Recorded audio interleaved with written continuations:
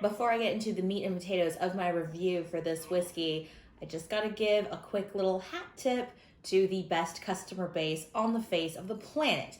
Now, a lot of retailers will say that they have the best customers, but A, they're wrong because I have them, and B, they're usually just trying to pander to people so that they can get more sales.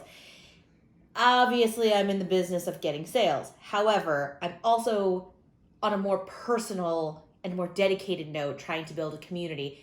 And you'll notice that there's something missing in this picture here, and that is the actual bottle of the product that I am reviewing. Don't have one. That's because the bottle that I'm about to review is one that we got in 6 bottles. They went out to members of my local whiskey community. I didn't get one.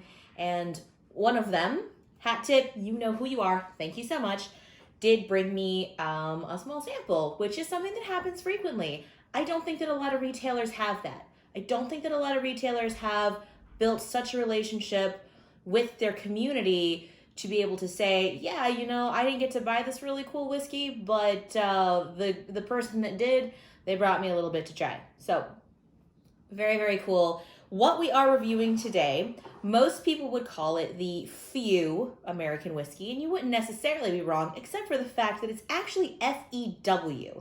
It is out of Evanston, Illinois, which is like north of Chicago. So, of course, being Chicago born and bred, I'm already like, yes, please, anything from the homeland. Which is kind of cool because Evanston is like one of the birthplaces of Prohibition. And the reason that it's called F.E.W. and not F.E.W. is because those are the initials of this Prohibition supporter. Her name was Frances Elizabeth Willard. Huge in Evanston, big public figure, was very, very big about making sure that Evanston remained a dry city all the way until I believe 1972-ish, somewhere right in there. So the name for this whiskey is very much like a stick it to the man situation, which again, love that. That's fantastic. What a great bunch of history. They also source their grain locally, mostly from like farm cooperatives. So they're very selective about the grain that they use. This place has a lot of history. I think that they're just the background story behind them is just fun and interesting. So of course, if y'all have watched even like 3 of my videos, you know I am a sucker when there is a fun backstory involved. So of course I was already very, very interested in this. I was also very interested when I was starting to hear a lot of my sales reps talk about it, like ones that do not sell this product. And a lot of the time sales reps will not speak positively about a product that they do not sell. But so many of them had so many good things to say that I was very interested to try it. So I'm very happy to have the opportunity to try it with you here right now. From what I understand, this is the F.E.W. American whiskey that is not their straight bourbon, which is a blend. The American whiskey is a blend of their bourbon, their rye, and then an experimental whiskey that they're doing. So very interesting. They do have a few other products that they are, I believe they have a gin. I have not had the opportunity. This is the first one that I've seen in my account. It's relatively new to the area. They're still a really small distillery, so I would definitely look to see a lot more of their products coming out as they get larger and they reach the larger community.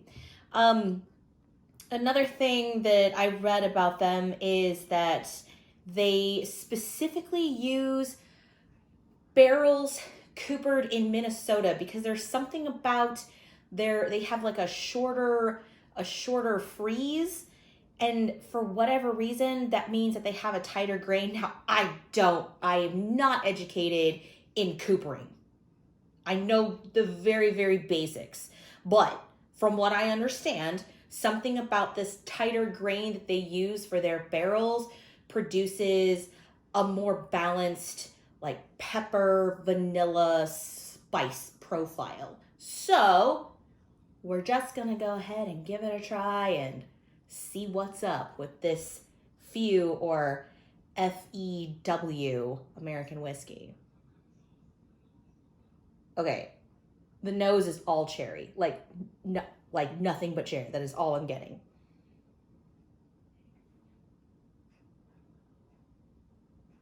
Like digging into it a little bit more, like some dry toasted baking spice, but mostly cherry. Lots of cherry.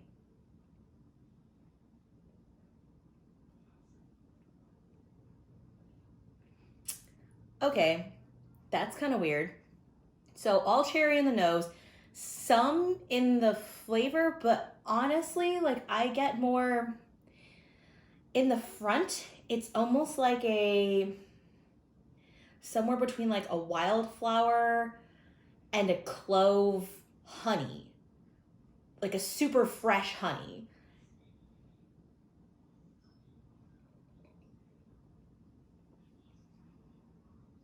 Yeah, lots of honey in the front. Still getting that.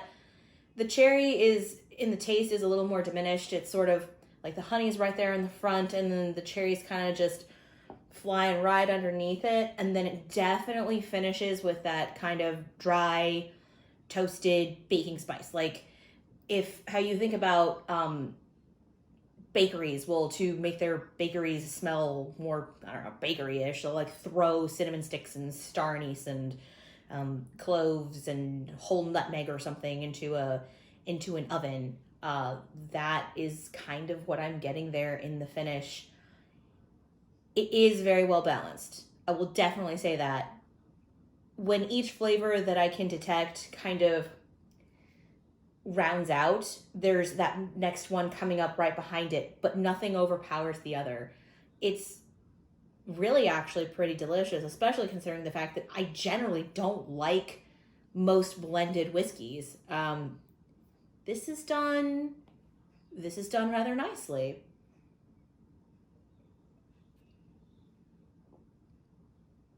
Mm. Kind of has a pie quality in a way.